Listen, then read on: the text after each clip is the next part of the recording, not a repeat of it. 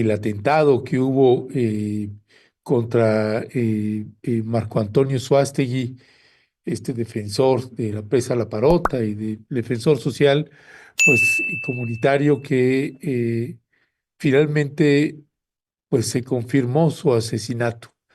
Murió, perdió la vida, ya fue enterrado y vamos a hacer un enlace precisamente con Abel Barrera, director del Centro de Derechos Humanos de la Montaña Tlachinoyan.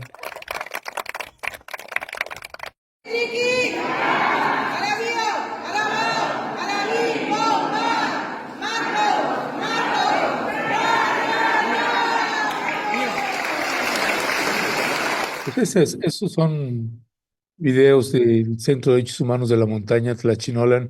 ¿Cómo no va a calar? ¿Cómo no va a doler? Porque además son muertes que son invisibilizadas. En su literalidad, alcanzan si acaso un pedacito de una nota en algún medio de comunicación, pero son muertes que pasan invisibilizadas. Abel Barrera, gracias por estar otra vez con nosotras y nosotros.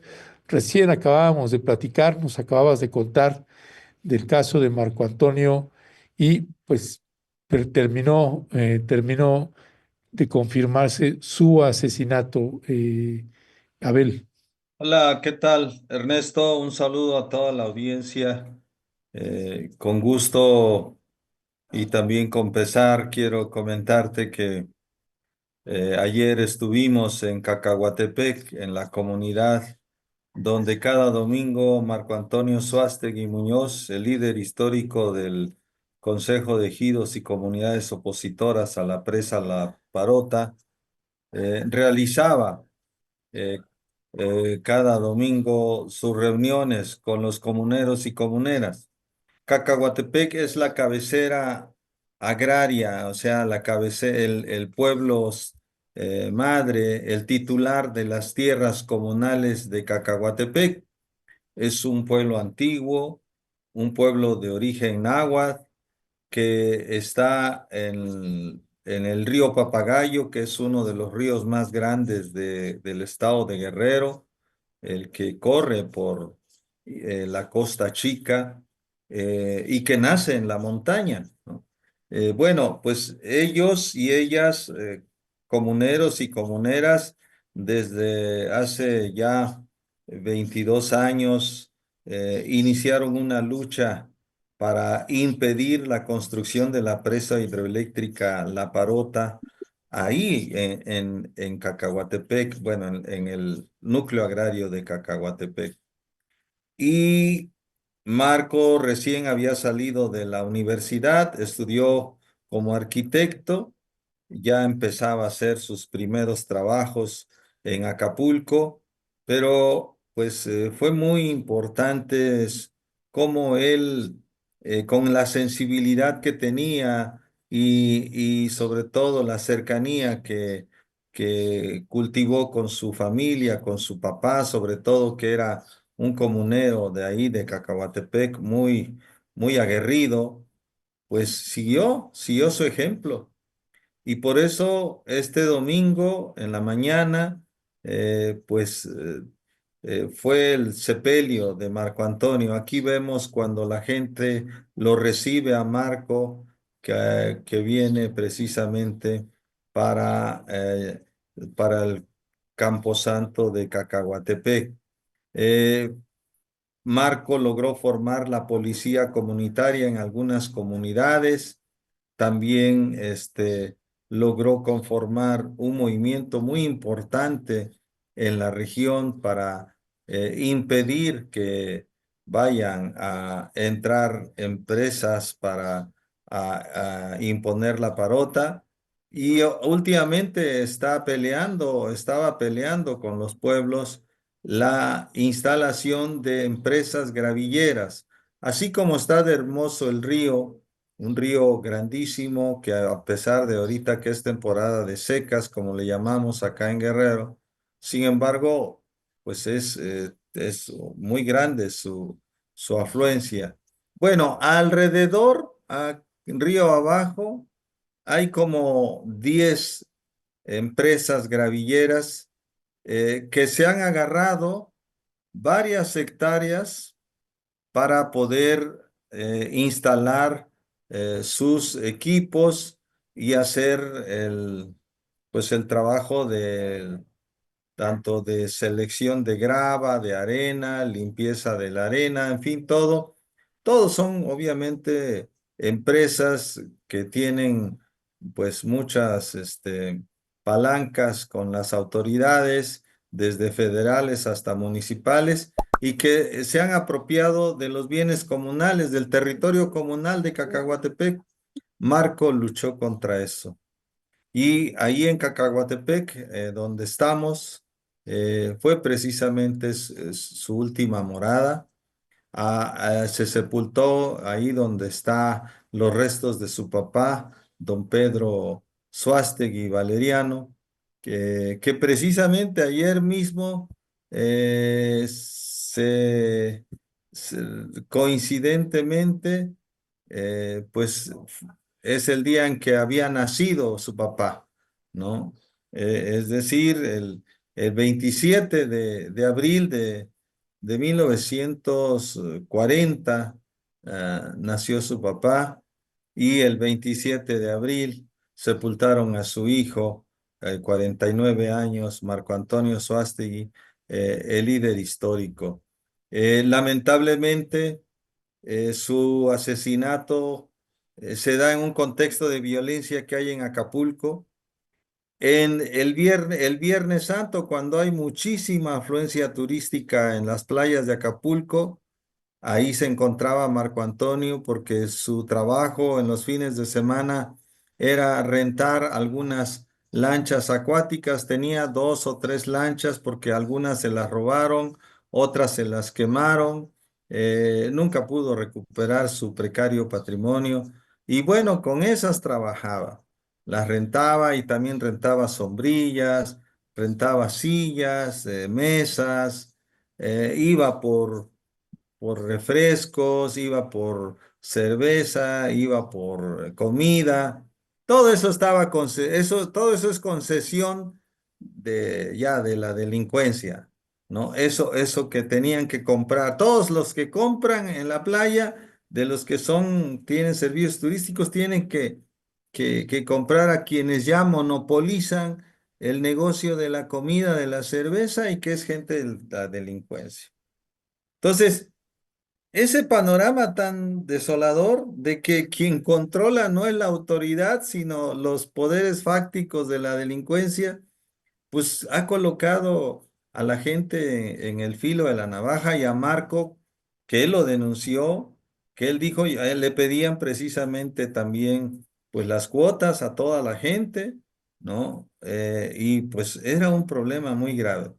Pero bueno, él además organizó a la gente ahí de la playa Icacos, donde trabajan, para asegurar, porque se está haciendo un intento de reubicación, de reordenamiento. Es decir, ¿saben qué? Si va a haber un reordenamiento, primero tomen en cuenta a quienes somos los trabajadores de la playa, a los que estamos desde hace 20 años, y que necesitamos tener certeza y seguridad de que vamos a continuar acá. No sea que hagan este reordenamiento y nos saquen del censo, y resulta que lleguen otros y hagan los negocios con los que siempre han hecho los empresarios. Entonces fue otra lucha de Marco, otro frente de Marco ahí con la playa Icacos, y no digamos acá en Cacahuatepec, con todas las comunidades, está el proceso de reconstrucción de viviendas, de rehabilitación de parcelas por los daños que ocasionó los huracanes, tanto Otis como John. Entonces, Marco nunca descansó. Por eso decimos que las investigaciones tienen que centrarse en su trabajo como defensor. Estas líneas tienen que estar muy claras, ¿no? Porque tenía varias amenazas. Él había pedido al mecanismo de protección de defensores que coordina la Secretaría de Gobernación, había pedido acompañamiento policiaco. Había solicitado presencia de la Guardia Nacional en donde trabajaba. Sin embargo, pues ya sabemos cómo funciona, muy lento, pues poco le creen a los defensores. eh, Al final dijeron, bueno, vamos a valorar, pero nos tienes, como decir, tienes que probar que esto es necesario, el acompañamiento, tienes que avisar con 5 días de anticipación para poder valorar si es posible brindar el acompañamiento político. O sea, al final no hubo nada en términos de su solicitud. Y esta solicitud no tampoco era de hace un mes. Esto desde hace un año, cuando pues él también hizo llegar las amenazas que le hicieron cuando hubo un meeting en Acapulco, en la Asta Bandera, donde denunció a quienes están vinculados con la desaparición de su hermano Vicente Suástegui, que ese es el otro frente de luchar por la presentación de su hermano Vicente. Ya hay 3 detenidos que están sentenciados. No han detenido a una persona que era comandante de la UPOEC, un grupo de autodefensa que al final se corrompió y se coludió con el crimen organizado en Acapulco, y resulta que su comandante era el que había mandado detener pues llevar ante su comandancia a Vicente Suástica. Hasta allá lo llevaron. A este personaje no lo han detenido, y Marco ha denunciado de que hay colusión, hay impunidad, porque resulta que no lo encuentran. Bueno, entonces lo que estoy platicando son como todas estas líneas de investigación que deben de atender las autoridades de su trabajo, de las amenazas, de los riesgos, de las denuncias que hizo Marco Antonio. Entonces aquí, pues ayer tuvimos este privilegio de acompañar a su familia, de llorar con su familia, de despedirlo allí en su tumba, de obviamente abrazar pues su causa, decir que vamos a continuar su legado, vamos a honrar su legado, vamos a seguir acompañando al SECOP, a la gente, a las mujeres. Muchas mujeres se acercaron a hablar con Marco Antonio ahí cuando estaba en la iglesia, lloraron con él, ¿no? Lo reconocieron como el tigre, el hombre con garra, con decisión, con mucha claridad. Él nunca los traicionó, siempre estuvo en las trincheras de los pobres, en las trincheras de la gente del campo. Fue un líder nato, un líder carismático, una persona que pudo haberse ido a vivir a Acapulco así ya para hacer otra forma de vivir, pero no, siempre estuvo pegado a la comunidad de Cacahuatepec, y ahí cada domingo hacía sus reuniones. Precisamente habíamos quedado con Marco para platicar esta situación de descomposición que se vivía en torno al ambiente de Acapulco y sus riesgos de seguridad el domingo de Ramos.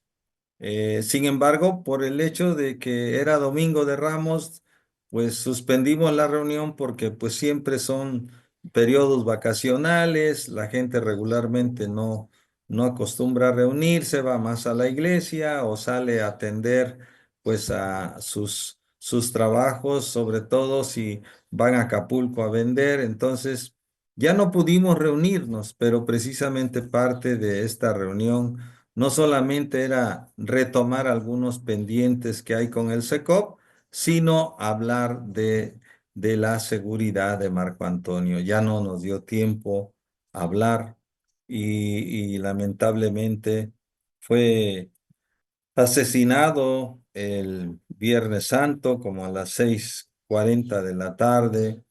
Cuando sucedieron los hechos, tuve comunicación con su familia y me comunicaron que estaba herido. Tuvimos que buscar a las autoridades del estado.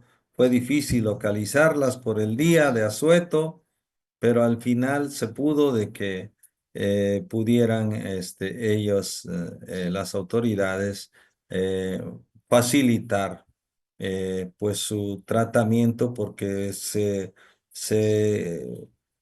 internó en un hospital privado por la urgencia que llevaba de que iba mal herido y tuvieron que buscar un lugar cercano y fue ahí en un hospital privado. Se le dio la atención, ¿no? Se le brindó el apoyo, nada más que desde que lo operaron, pues se mantuvo en terapia intensiva, tuvo muchos órganos dañados, sobre todo en la parte del estómago, del intestino, en fin, muchas cuestiones lamentables que no se pudieron revertir en estos 8 días pues, de larga agonía y que ya no se pudo que Marco pues recuperara su salud. Este es el contexto, Ernesto, un momento difícil, doloroso, nos duele mucho el que nos haya dejado Marcos, sobre todo en la manera en cómo fue acribillado, donde habían anunciado pomposamente las autoridades que iba a haber un operativo de seguridad con 4.000 elementos de la Guardia Nacional que cubrirían toda la franja turística de Acapulco. Y resulta que en la playa Icacos, donde estaba Marco Antonio, ya para retirarse a su domicilio, ahí alguien lo estuvo vigilando hasta ver el momento más indicado cuando salía de la playa para abalanzarse contra él y dispararle. Una de esas balas fue la que pues puso en una situación de pues estado de mucha gravedad a Marco Antonio. Y pues sí, nos da tristeza porque no hay garantías de seguridad para defensores y defensoras en Guerrero.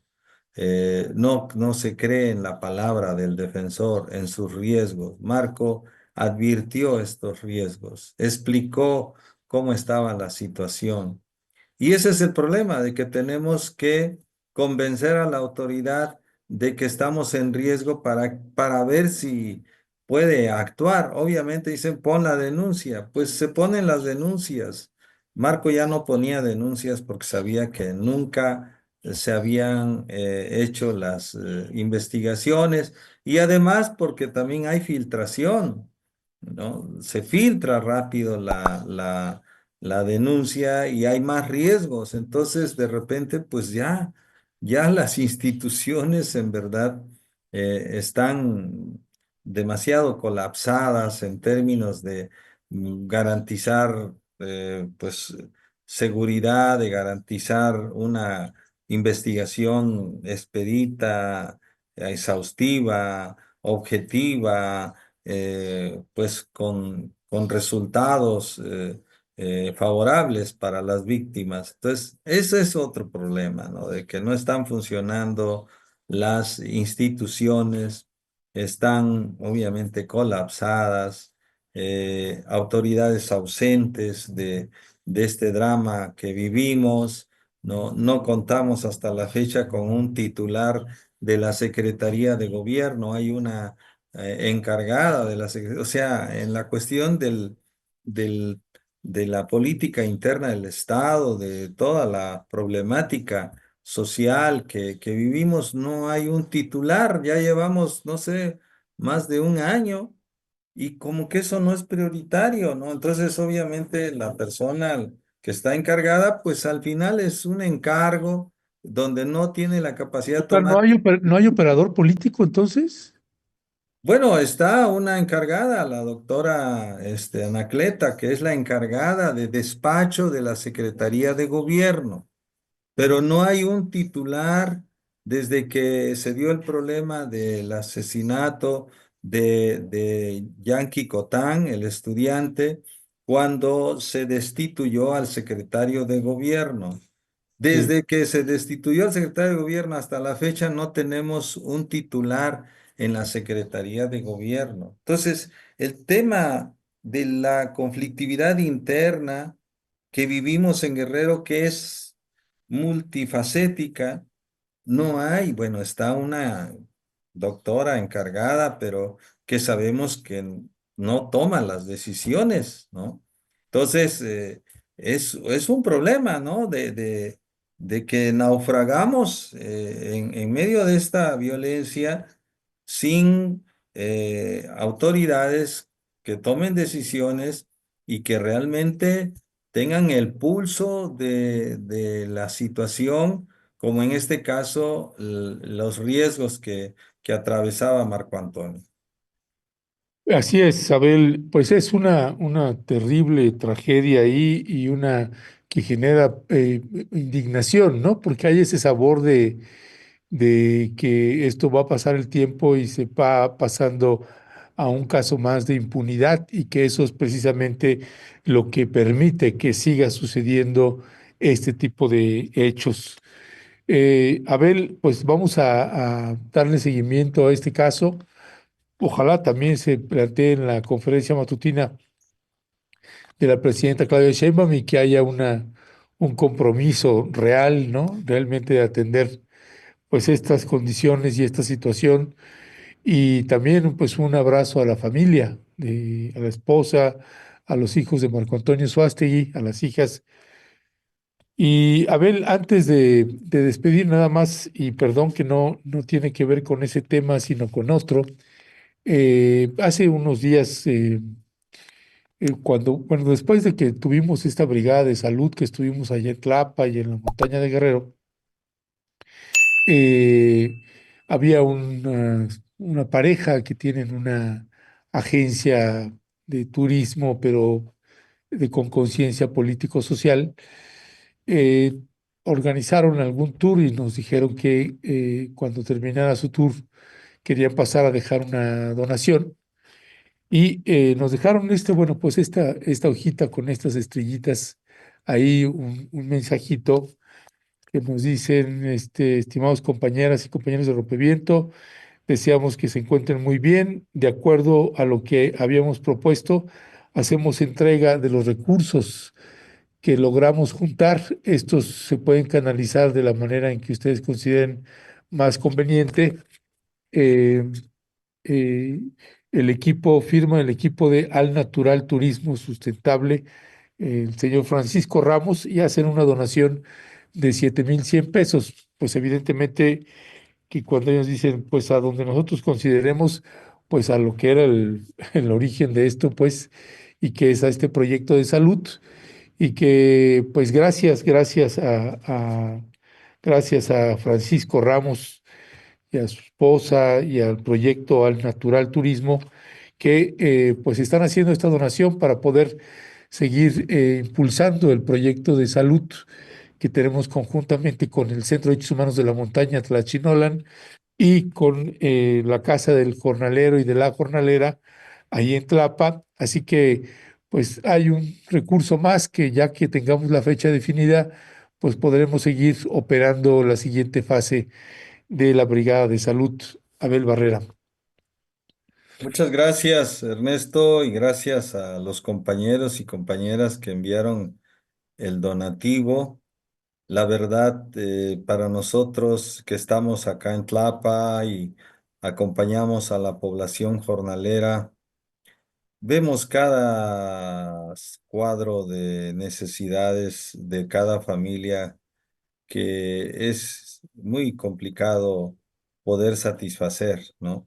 Mm. Y pues la verdad nos alienta mucho que haya esta solidaridad, ¿no? Porque para nosotros es como un abrazo desde lejos de amigos que tienen un gran corazón, porque es muy difícil. Aquí el tema de la tensión a la población jornalera no, a nadie le interesa, ¿no? Al gobierno municipal pues no les interesa a los presidentes, a pesar de que son sus ciudadanos de sus municipios, no les interesa atender.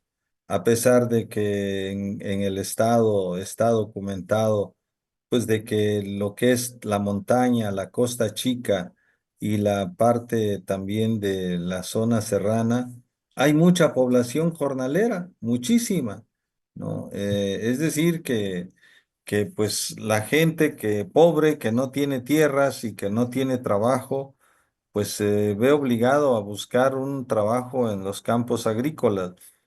Su traslado implica, pues, gastos, pero al mismo tiempo implica que haya por lo menos condiciones mínimas para viajar.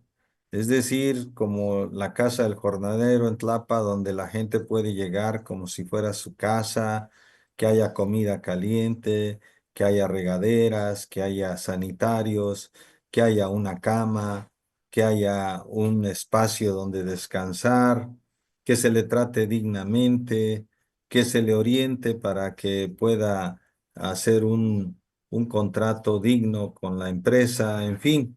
Eso es lo que hemos estado creando estas condiciones, pero es muy difícil para las autoridades. Los jornaleros no existen en términos de política pública y no hay fondos, ¿no? Tenemos que estar buscando fondos. Apenas tuvimos que negociar el traslado de dos jornaleros, ¿no? Uno de Ayotzinapa, eh, que lamentablemente fue asesinado allá en un campo agrícola por grupos de la delincuencia, ya también están siendo afectados por el conflicto que se vive en Sinaloa. Ya los campos agrícolas también son campos de batalla. Bueno, uno de estos compañeros lo asesinaron y no había manera de trasladarlo. Trasladar a un cuerpo de allá de Sinaloa, de Culiacán, cuesta como 40,000 pesos en una funeraria. No hay una institución que te quiera responder y decir, aquí está. No hay. Tenemos que negociar, ya sea con el INPI, que es el que más nos ha ayudado, pero a veces no puede con toda la cantidad, a veces con el DIF. Entonces ahí vamos sorteando.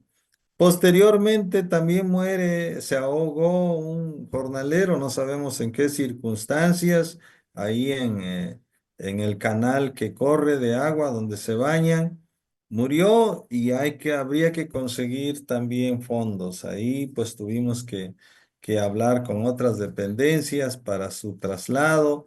Ahí parece que fueron los mismos familiares los que se cooperaron para que lo trajeran acá. A veces las autoridades dicen, bueno, no se puede que allá lo sepulten, pero para la gente no, o sea, eso es parte de su cultura, de que tiene que estar con ellos su cuerpo en su panteón para poderle llevar la ofrenda y rezar y estar a su lado, porque para ellos no muere, pues, ¿no? Entonces, ese es el contexto, Ernesto. Muchas gracias a las compañeras y compañeros que dan esos donativos. Es para comprar medicinas, como ya lo hizo Ernesto con su gran equipo, para que hagamos brigadas de atención médica a los niños, a las madres, porque no hay medicinas, hay que otorgarles la medicina. En los hospitales de Tlapa, pues te dan la receta, pero la medicina la tienes que comprar aquí, se les da la medicina.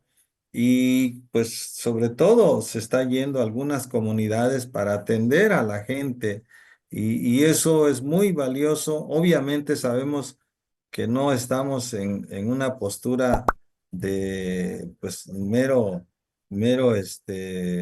asistencialismo.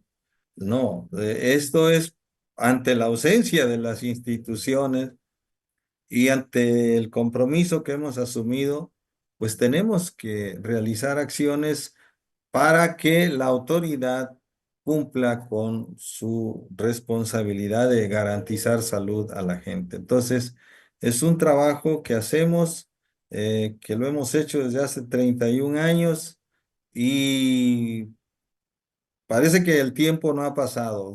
Los problemas siguen igual con la población jornalera y hemos aprendido que aliándonos con la sociedad, con ustedes, con ciudadanos, con donantes individuales, se puede hacer mucho, ¿no? Con Sí, mucho, con mucho corazón sobre todo.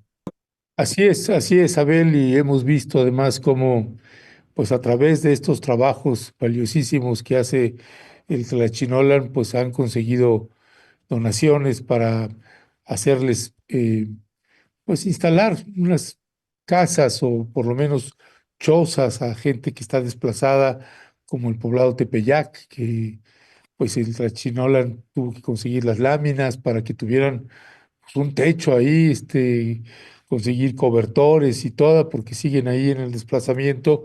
Y Abel, disculpa que aprovecho tu abuso de tu tiempo, Abel, pero bueno, hay gente que tiene preguntas también y te pregunta qué pasó con el caso de la niña que había sido detenida, si tenías información actualizada sobre eso. Dice Teresa Morillón Sánchez.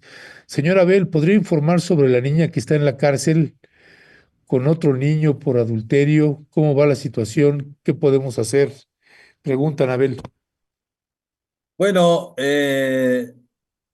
esta situación es grave porque les decía, se le obligó a firmar a la mamá de la niña porque no tiene papá la niña, lo mataron cuando ella era pequeña, este, para que pagara 250,000 pesos con el argumento de que hace 2 años se casó esta niña con el hijo de Seferino, se llama el papá, Seferino Moreno, y entiendo que pagaron ellos para que se fuera a vivir. La niña tenía 14 años y el niño tenía 12 años. Se fueron a vivir a la casa del suegro y dieron 200,000 pesos con el argumento de que ahora hay problemas entre ellos, entre su hijo y la nuera, pues están disolviendo ya esta unión y dicen, una forma de disolverlo es que nos regrese lo que pagamos, pero con intereses, 250,000 pesos. Y al joven que supuestamente es el que, pues como el que ahora ha tenido relaciones que no están probadas con esta niña, a su familia le dijeron que por cometer esta infidelidad o este adulterio, o no sé cómo le podemos llamar, que no está, pues probado, simplemente porque la prueba fue de que le encontraron dos fotografías de Samuel en el celular de la niña, ¿no? Y ahora la familia tiene que pagar 450,000 pesos. Entonces, imagínate, juntar 700,000 pesos en uno de los municipios más pobres del país, en Cochuapa el Grande. Lo peor de todo es que quien hizo este acuerdo es no es autoridad ni municipal ni es delegado de alguna colonia. Simplemente es alguien que se ha ostentado como presidente de una asociación civil que se llama Certeza y Justicia para los Pueblos Indígenas. Pero ¿cuál certeza y cuál justicia? ¿No? Ya, aparte de esta niña, hace la semana pasada, no, esta semana, el lunes, martes, nos llegó otro caso a la oficina de otro matrimonio igual que, pues también este señor Lorenzo se está encargando de pedir que paguen porque ya los niños viven juntos, ¿no? Entonces, Esto, él está imponiendo las cantidades. Ahora, en estos días, perdón, fue la semana pasada, ya perdí la noción del tiempo, hoy es lunes, la semana pasada se tuvo que ir con autoridades que vinieron de Chilpancingo, del DIF estatal, pero pues igual, lo único que fueron fue a tomar testimonios de la niña, estuvo la niña y la niña confirmó lo que ya habíamos publicado, de que sí, que la han obligado a que pague esa cantidad para este 30 de abril, ¿no? Entonces ya pues se entrevistaron con ella y dijeron que iban a pedir que la fiscalía interpusiera o abriera esta carpeta de investigación.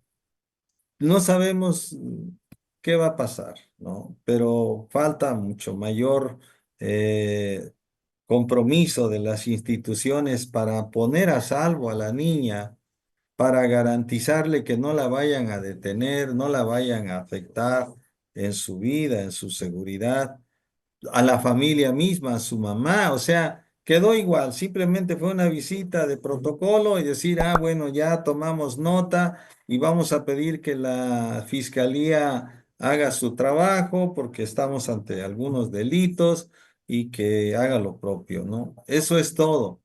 O sea, y las cosas van a seguir.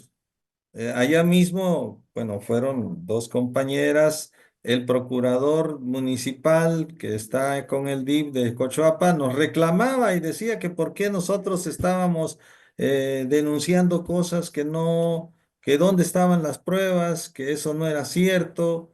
O sea, todavía en una postura que está muy lejana de un funcionario que debe de proteger a la niñez, a la niña, ¿no?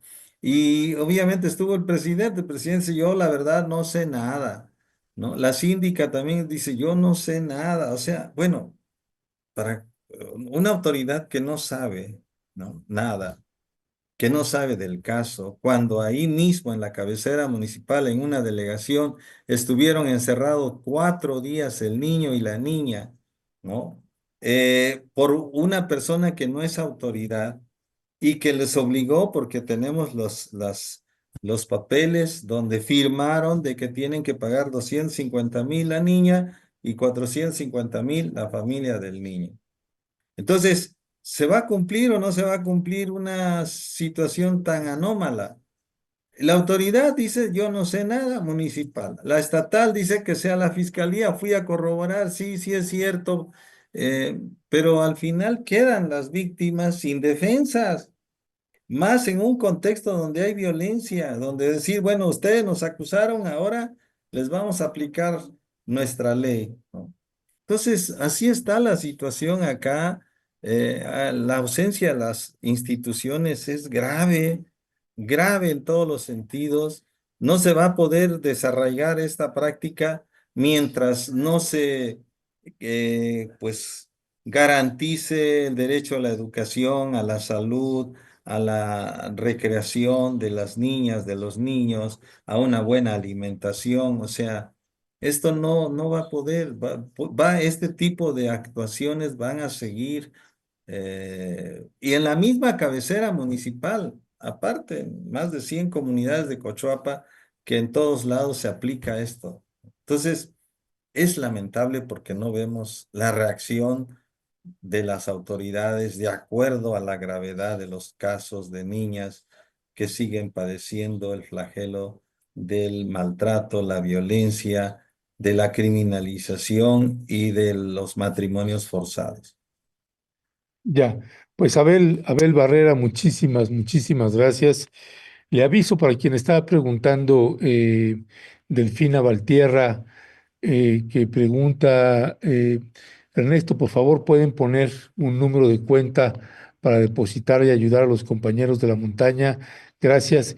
Mire, lo que acabo de hacer es pegarle el link de la página del Centro de Derechos Humanos de la Montaña, Tlachinolan. Ahí usted va a ver un link que dice dona y ahí tiene usted opción también para hacer donaciones, para que pues estas organizaciones como el Tlachinolan, con ese trabajo que usted está escuchando que hacen, pues es que no nos hemos cansado o no nos hemos cansado de decirlo cuando decimos es una lástima que la administración actual ni la pasada no se coordine con estas organizaciones, una organización con el invaluable trabajo del Tlachinolan. El gobierno tendría posibilidad de ayudar a muchísima más gente, pero pues no, simple y llanamente hay cero comunicación. Lo mismo con otras organizaciones de otros estados. En fin, ojalá rectifique la autoridad y hagan algo al respecto. Abel Barrera, director del Centro de Derechos Humanos de la Montaña Tlachinolan. Como siempre, muchas gracias, Abel. Te mandamos un fuerte y fraterno abrazo. Gracias, Ernesto, muy amable por esta comunicación y por darnos el espacio. Un saludo a toda la audiencia. Sobre todo, nos agrada mucho que sea una audiencia muy consciente, muy solidaria, muy comprometida con las causas que estamos aquí acompañando en la montaña de Guerrero y en otras regiones que tú has dado cobertura muy puntual. La verdad, te agradecemos mucho a tu equipo por darnos esta oportunidad de comunicarnos permanentemente y de hacer llegar la realidad que vamos constatando cotidianamente acá en la montaña. Un abrazo desde Tlapa. Un abrazo, mi querido Abel.